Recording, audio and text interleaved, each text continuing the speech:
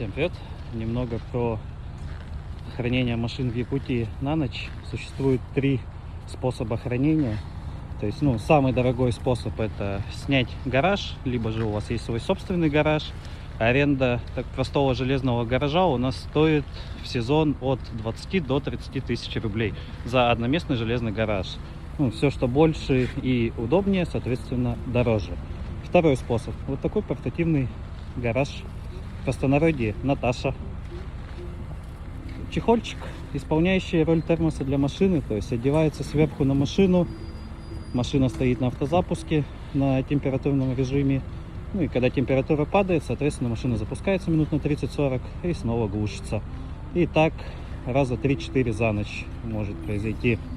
И третий способ — это просто замораживают машины, оставляют прямо во дворе, и они ждут потепления весны. Даже велосипеды замораживают. Удачи на дорогах!